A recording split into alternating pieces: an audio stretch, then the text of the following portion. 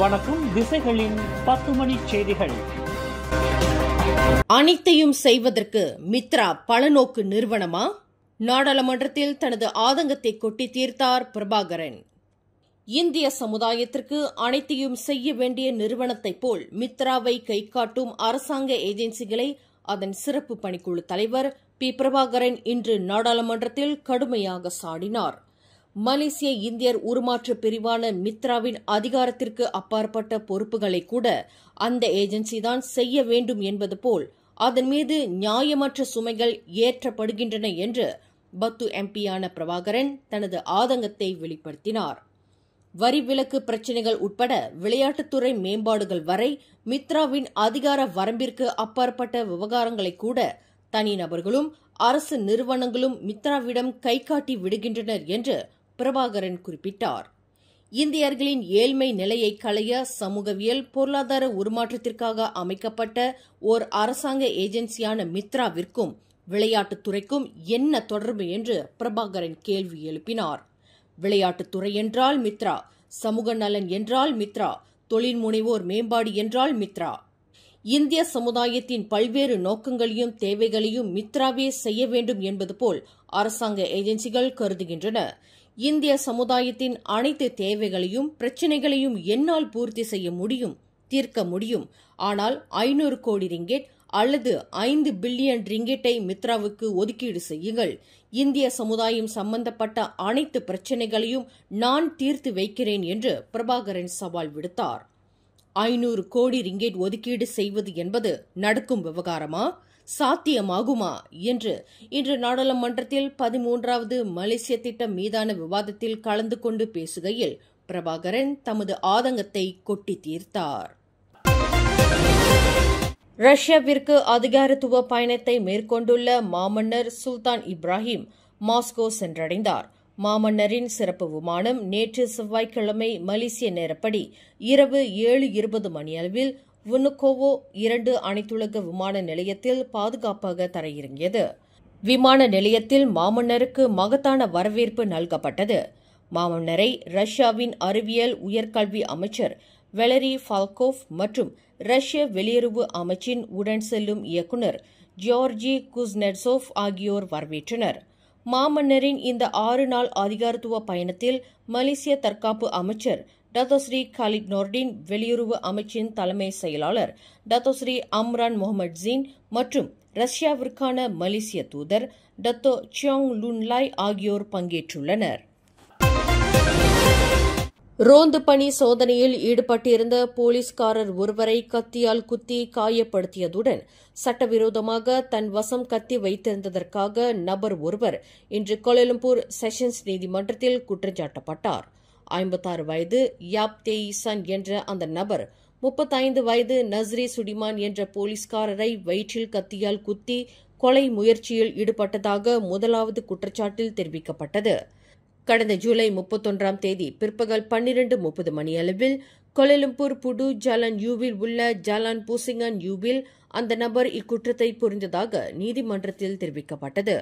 குற்றவாளி என்று நிரூபிக்கப்பட்டால் கூடியபட்சம் 10 ஆண்டு சிறை மற்றும் அபராதம் விதிக்க வகை செய்யும் குற்றவியல் சட்டம் 307 பிரிவின் கீழ் அந்த நபர் குற்றச்சாட்டை எதிர்நோக்கியுள்ளார்.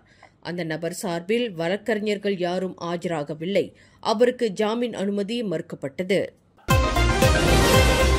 பஹாங் ஜெராம் தோட்ட தமிழ்ப்பள்ளி எதிர்நோக்கிய சிக்கலுக்கு தீர்வு கண்டதில் தாம் மிகுந்த மகிழ்ச்சி அடைவதாக இலக்கவியல் அமைச்சர் கோபிந்த் சிங் டியோ தமது அறிக்கையில் தெரிவித்தார்.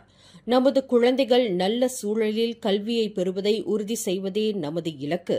அனைவரின் ஒத்துழைப்புடன் ஜெராம் தோட்ட தமிழ்ப்பள்ளி புதிய கட்டடத்தில் செயல்பட வேண்டும் என்கிற கனவு நனவாகும் என்று நான் நம்புகிறேன் என அவர் கூறினார்.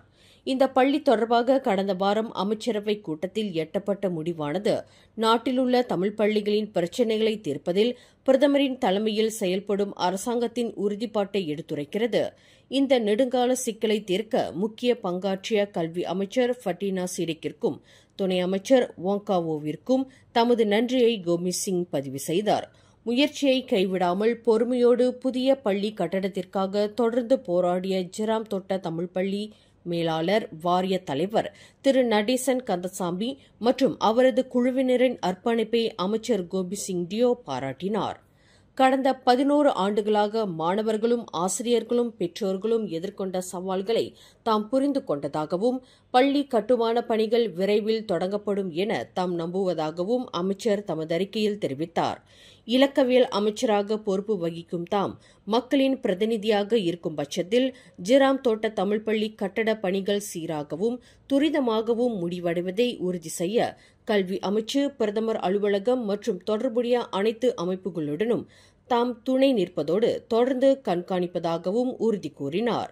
இந்த பள்ளிக்கு அரும்பாடுபட்ட அனைத்து தரப்பினருக்கும் அமைச்சர் தனது நன்றியையும் பாராட்டினையும் மீண்டும் பதிவு செய்தார். தனது சொந்த குடும்பத்தினரே தன்னை கொலை செய்ய முயற்சி செய்வதாக கூறி ஓர் இந்திய ஆடவர் அழுதவாறு பொதுமக்களிடம் உதவி கேட்கும் காணொலி ஒன்று சமூக வலைதளங்களில் வைரலாகியுள்ளது.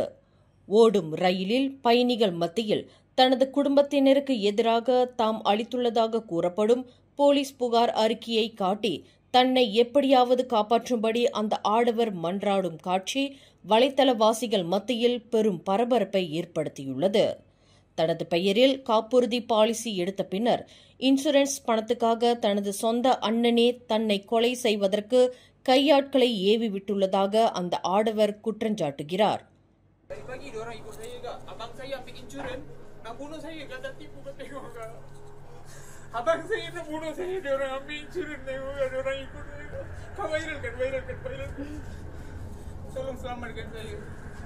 Orang nak bunuh abang saya, nak bunuhkan saya. Dia orang hantarkan orang, tolong bantu saya. Tak ada orang nak bantukan saya, tolong. Dia orang ni tengok saya dah buat report dah. Orang ganggukan saya, ambil insurans nak bunuhkan saya, abang gantung saya. Tolong masukkan dalam TikTok ke Facebook, tolong masukkan, viralkan. Johor பாருவில் நிகழ்ந்ததாக நம்பப்படும் இந்த சம்பவம் தொடர்பில் police புகார் பெறப்பட்டுள்ளதா என்பது குறித்து இன்று மாலை வரை உறுதிப்படுத்தப்படவில்லை என்று ஊடக தகவல்கள் கூறுகின்றன. சிரம்பான் சிம்பாங் புக்கேஜாங் அருகில் ஜாலான் தம்யாங்கில் 17 வயது இளைஞரை மோதி தள்ளி மரணம் விளைவிக்கப்பட்ட விபத்தில் அவ்விடத்திலிருந்து தப்பியோடிவிட்ட காரோட்டி ஒருவரை போலீசார் தீவிரமாக தேடி வருகிறது. நேற்று காலை 6:45 மணிக்கு நிகழ்ந்த இந்த சம்பவத்தில் அந்த இளைஞர் வேலை செய்த இடமான எண்ணெய் நிலையத்திற்கு மோட்டார் சைக்கிளில் சென்று கொண்டிருந்த போது 28 வயது ஆர் பூவரசன் என்ற சந்தேக பேர் வழி தான் செலுத்திய மெர்சிடிஸ் பென்ஸ் ரக காரினால் மோதி மரணம் விளைவித்ததாக நம்பப்படுகிறது. வேக கட்டுப்பாட்டை இழந்த நிலையில் பூவரசன் செலுத்திய மெர்சிடிஸ் பென்ஸ் ரக கார் எதிரே வந்து கொண்டிருந்த மோட்டார் சைக்கிளோட்டியை நேருக்கு நேர் மோதியதாக நம்பப்படுகிறது என்று சிரம்பான் மாவட்ட போலீஸ் தலைவர் ஏசிபி முகமது ஹட்டா செடின் தெரிவித்தார். இந்த விபத்தில் கடுமையான காயங்களுக்கு ஆளான அந்த இளைஞர் சம்பவ இடத்திலேயே உயிரிழந்தார். காரை செலுத்திய பூவரசன் காரை அங்கேயே கைவிட்ட பின்னர் தப்பிச் சென்று விட்டதாக ஏசிபி முகமது ஹட்டா குறிப்பிட்டார். இந்த விபத்து 1987ஆம் ஆண்டு சாலை போக்குவரத்து சட்டத்தின் கீழ் விசாரிக்கப்பட்டு வருவதாக அவர் மேலும் கூறினார். பட்டாலிங் ஜெயாவில் உள்ள இன்னிசை கேளிக்கை மையங்களின் செயல்பாட்டு நேரத்தை அதிகாலை 3 மணி வரை நீட்டிக்க மாநகர் மன்றம் முடிவு செய்துள்ளது. பட்டாலிங் ஜெயா மாநகரில் லைசன்ஸ் கொள்கைகளை புதுப்பிப்பதற்கான பரந்த நடவடிக்கையின் ஒரு பகுதியாக இன்னிசை கேளிக்கை மையங்களின் செயல்பாட்டு நேரத்தை அதிகாலை 3 மணி வரை நீட்டிக்க முடிவு எடுக்கப்பட்டுள்ளதாக மாநகர் மன்றம் தெரிவித்துள்ளது. மாநகர் மன்ற கவுன்சிலர்கள், துறை சார்ந்த தலைவர்கள் மற்றும் இத்தொழில்துறையை சார்ந்தவர்களுடன் குறிப்பாக விருந்தோம்பல், உணவு மற்றும் பானத்துறைகளை சேர்ந்தவர்களுடன் நடத்தப்பட்ட சந்திப்புகளை தொடர்ந்து இந்த முடிவு விரைவில் முறைப்படுத்தப்பட உள்ளது. முறையான லைசன்ஸ் விதிமுறைகள் நடைமுறையில் இருப்பதை உறுதி செய்வதற்கு முன்னுரிமை அளிக்கப்படும் என்று பட்டாலிங் ஜெயா மாநகர் மன்ற தலைவர் டத்து பண்டார் முகமது ஜஹரி சமிங்கோன் தெரிவித்துள்ளார். ஸ்லாங்கூர் காப்பாரில் பழமை வாய்ந்த தோட்ட ஆலயத்தை கழிவுநீர் குளத்திற்கு அருகில் உள்ள இடத்திற்கு மாற்றுவதற்கு தோட்ட நிறுவனமான சைம் டர்பி முன்மொழிந்துள்ள பரிந்துரைக்கு மாநில மனிதவளம் மற்றும் வறுமை ஒழிப்பு துறைக்கான ஆட்சிக்குழு உறுப்பினர் வி பாப்பாராய்டு கண்டனம் தெரிவித்துள்ளார்.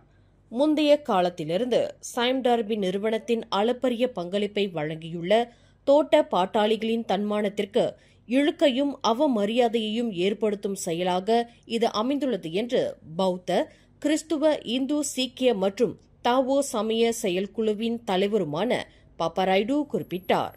இதேபோன்ற சம்பவம் கில்லான் புக்கெட் ராஜாவில் நிகழ்ந்துள்ளதை சுட்டிக்காட்டிய பாப்பராய்டு, வழிபாட்டு தலங்களுக்கு நிலங்களை ஒதுக்குவதில் அலட்சியமும் உணர்வுகளுக்கு மதிப்பளிக்காத போக்கும் மேம்பாட்டாளரின் பொறுப்பற்ற தன்மைக்கு எடுத்துக்காட்டுகிறது. சம்பந்தப்பட்ட தோட்ட நிறுவனத்தின் இந்த செயல் மடானி அரசாங்கத்தால் கட்டி காக்கப்படும் சமூக நீதிக்கு முரணாக உள்ளது என்று இன்று வெளியிட்டுள்ள ஒரு அறிக்கையில் பாப்பராய்டு தெரிவித்துள்ளார்.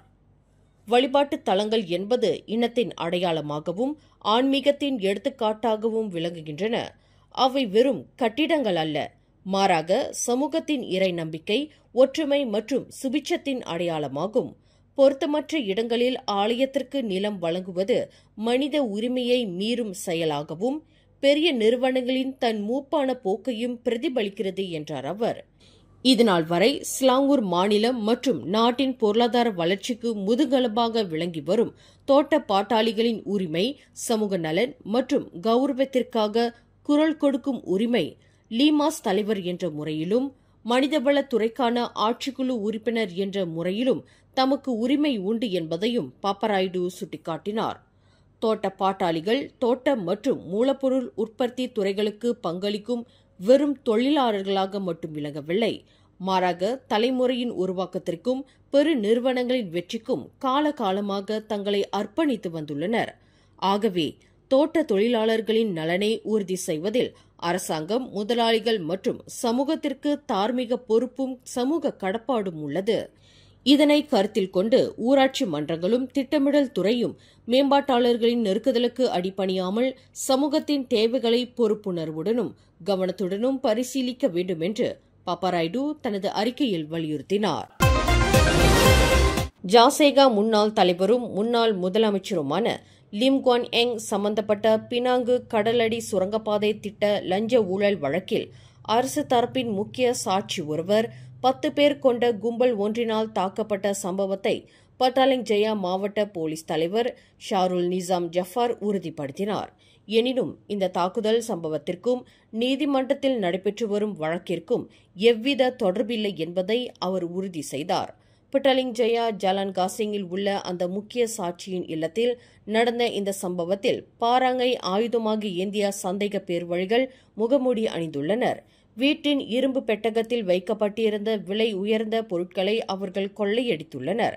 தாங்கள் கொள்ளையடித்த பொருட்களுடன் கொள்ளையர்கள் அனைவரும் வீட்டின் பின்புறம் உள்ள காட்டுப்பாதை வழியாக தப்பிச் சென்றுள்ளனர் என்பது பூர்வாங்க விசாரணையில் தெரிய வந்துள்ளது என்று ஷாருல் நிசாம் ஜஃபார் தெரிவித்துள்ளார். எரிபொருள் வாராந்திர விலை நிர்ணயிப்பில் பெட்ரோல் RON 95 மற்றும் RON 97 ஆகியவற்றின் விலை தொடர்ந்து நிலைநிறுத்தப்பட்டுள்ளது.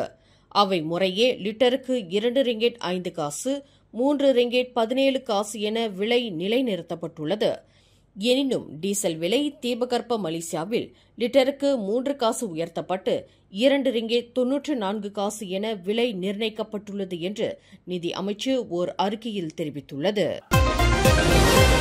கோலாலம்பூர் அனைத்துலக விமான நிலையத்தில் 2வது முனையத்தில் மலேசியாவிற்குள் சட்டவிரோதமாக நுழைய முயற்சி செய்த 16 இந்தோனேசியர்கள் விமான நிலையத்திலேயே தடுக்கப்பட்டு உடனடியாக அவர்களின் தாயகத்திற்கு திரும்ப உத்தரவிடப்பட்டனர்.